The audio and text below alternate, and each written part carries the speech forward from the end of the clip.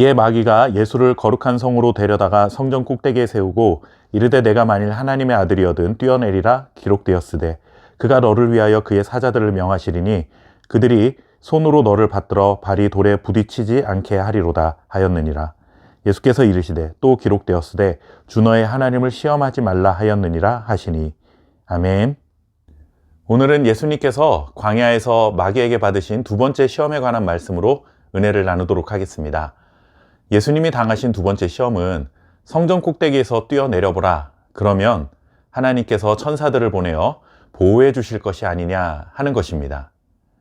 먼저 성전 꼭대기는 어디를 말하는 것일까요?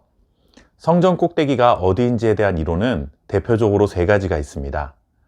꼭대기라는 우리말로 번역된 이 헬라어 단어는 끝, 모퉁이, 제일 높은 곳 등으로 다양한 의미를 가지고 있습니다.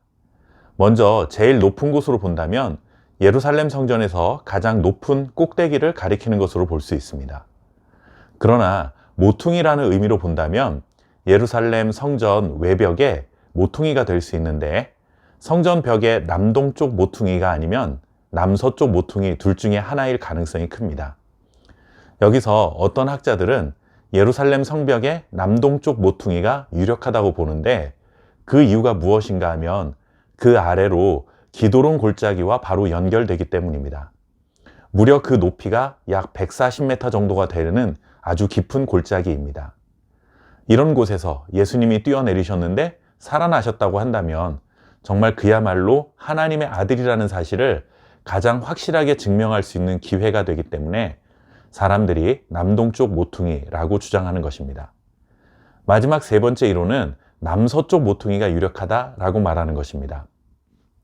예루살렘 성전 남서쪽 모퉁이에서는 아침 제사 때마다 제사장들이 나팔을 불었습니다.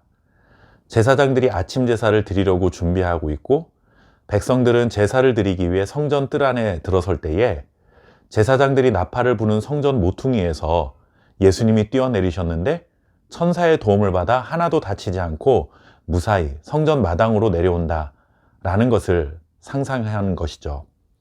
얼마나 영광스럽고 멋진 표적이 될 만한 일이겠습니까? 세 개의 설명 중에 어느 것이 정답인지 정확하게 알 수는 없지만 세 개 모두 공통점이 있습니다. 모두가 예수님이 하나님의 아들이라는 사실을 가장 확실하게 증명해 줄 수 있는 장소라는 점입니다.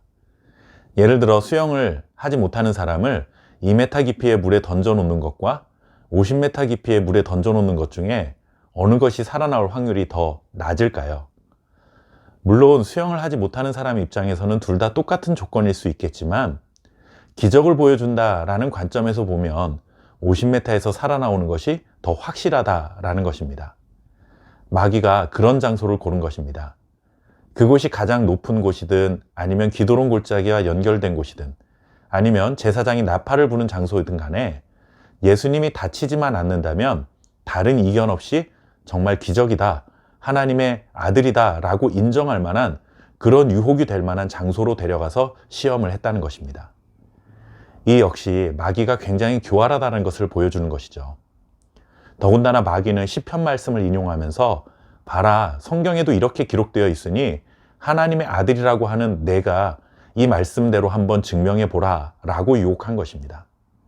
심지어 마귀는 자신이 성경을 잘 아는 매우 경건한 척하는 모습까지 보이고 있습니다. 그러나 예수님께서는 이 말씀을 듣지 않으셨습니다. 뭐라고 응사하셨습니까? 주 너의 하나님을 시험하지 말라 하는 말씀이었습니다. 이 말씀의 의미는 이런 것이죠. 내가 성전 꼭대기에서 뛰어내릴 때 하나님이 천사들을 보내주셔서 나를 보호해 주셔야만 하나님이 살아계신 것이 증명되는 것이 아니다. 하나님이 나를 보호하시든 그렇게 하지 않으시든 이런 것과 상관없이 하나님은 언제나 살아계신 분이시며 나는 그런 하나님을 기적과 상관없이 신뢰한다 라는 그러한 고백입니다. 우리도 살다 보면 하나님이 이런 기적을 행하시면 좋겠다 생각하는 경우들이 있습니다. 하지만 기적과 상관없이 하나님은 언제나 하나님이십니다. 하나님은 기적의 유무와 상관없이 살아계신 분이시며 우리는 그런 하나님을 기적에 상관없이 신뢰하고 살아가야 하는 것입니다. 하나님을 내 필요에 따라 부르면 나오시고 들어가라 하면 들어가시는 분으로 여겨서는 안 되는 것이죠. 우리가 하나님의 뜻을 따라 살아가는 것이지 하나님이 우리의 필요에 따라 움직이게 하는 것은 신앙이 아니라 미신입니다. 눈에 보이는 기적과 상관없이 언제나 하나님은 살아계신 분이시며 변함없이 하나님을 신뢰하고 살아가는 것은 저와 여러분 될 수 있기를 바랍니다. 감사합니다.